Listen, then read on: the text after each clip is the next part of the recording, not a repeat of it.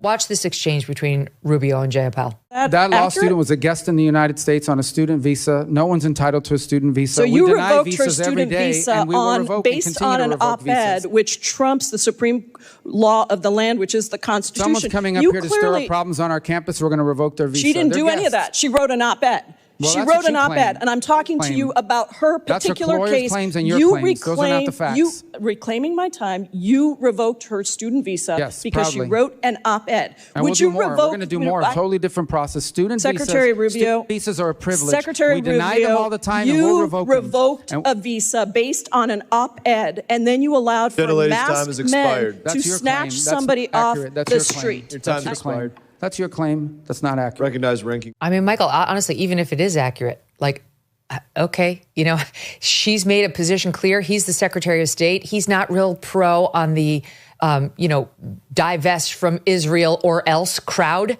And we've seen what they do. We watched what happened on Columbia University's campus with that same crowd.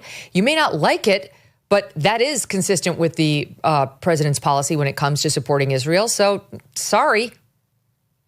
The only problem with the president's policy, as far as I can tell, is that it's not broad enough. I also want some of these foreigners ejected for being anti-Christian, for being anti-American, because, Pramila Jayapal, again, I have to ask, if you're a little confused on this issue, do you think you're on the side of Pramila Jayapal? Do you generally side with her on political issues? If you don't, chances are you're probably not on her side when it comes to this issue either. But what is she saying? She's saying that people have some kind of right, foreign nationals have some right to be here and use our resources and benefit from our country's generosity. Why? Well, when you really dig down deep in this leftist ideology, it gets down to the notion that America is bad and we owe something to everyone else and we have no right to this land, we have no right to our own country, we have no right to sovereignty, we have no right to decide who comes in and who goes.